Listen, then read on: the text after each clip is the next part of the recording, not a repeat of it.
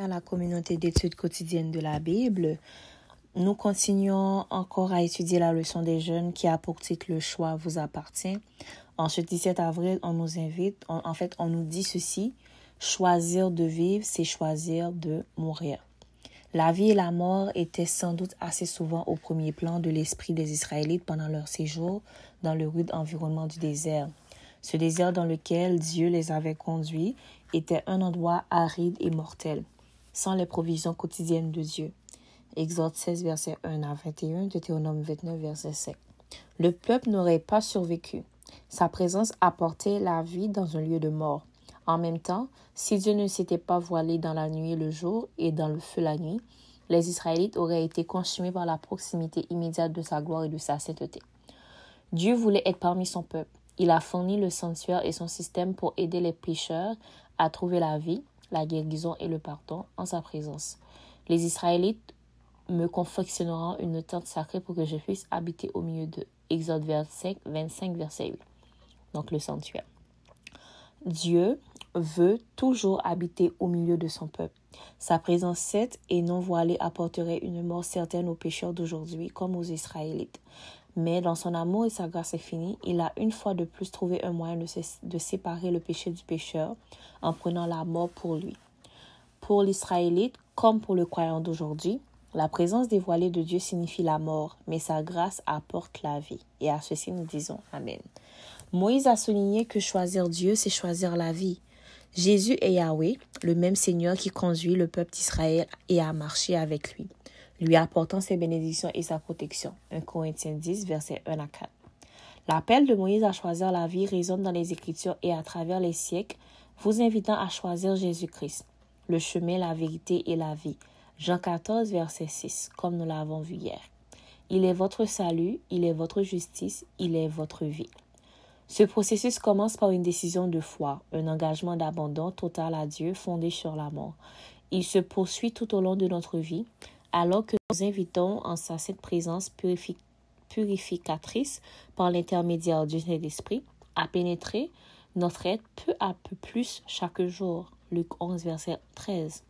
Si nous nous attachons à lui, notre vie éternelle est assurée.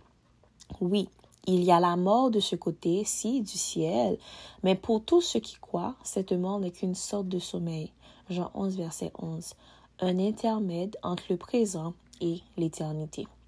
Le plus grand cauchemar de Satan, c'est de voir Jésus-Christ vivre et prospérer dans nos cœurs.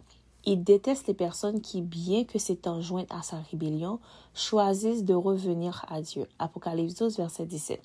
Il ne recule devant rien pour gâcher nos expériences et rendre la vie ici aussi misérable que possible. Nous pouvons être reconnaissants de ce que lorsque nous choisissons Jésus, nous choisissons aussi sa protection bienveillante. 2 Thessaloniciens 3, verset 3. Nous pouvons avoir l'assurance que même s'il permet une attaque de Satan envers nous, il transformera cette attaque en victoire. Nous pouvons prendre l'exemple de l'histoire de Job. Donc, Romains 8, verset 28, 2 Corinthiens 13, verset 8. Ma question pour vous, pour finir la leçon d'aujourd'hui: comment est-ce que vous avez fait l'expérience de la présence vivifiante et transformatrice de Jésus au cours des dernières semaines ou des derniers mois? Donc, comment est-ce que vous avez fait l'expérience de la présence vivifiante et transformatrice de Jésus au cours des dernières semaines ou des derniers mois qui viennent de passer? Donc, méditez là-dessus, voyez comment est-ce que Dieu, en fait, il a agi dans votre vie, comment est-ce qu'il l'a transformé. Et si toutefois vous dites que vous êtes chrétien, vous croyez en Dieu et que vous n'avez pas vu de transformation, ben je vous invite à prier le Seigneur pour qu'il puisse transformer votre vie à votre image et pour sa gloire. Donc, c'était la leçon « Choisir de vie, c'est choisir de mourir », où on nous dit que nous avons un choix à faire, choisir la vie ou la mort, les bénédictions ou la malédiction. Merci encore une fois d'avoir été avec nous à la communauté d'études quotidiennes de la Bible. Toujours continuez de suivre notre chaîne sur WhatsApp pour recevoir les vidéos et aussi vous abonner à cette page YouTube pour recevoir toutes les vidéos, tout le contenu que nous postons à chaque jour sur cette chaîne-là. et partagez la vidéo autour de vous ainsi que plus de personnes pourront entendre la parole de Dieu. D'ores et déjà, nous vous souhaitons de passer une belle journée. Que Dieu continue de vous bénir. Au revoir.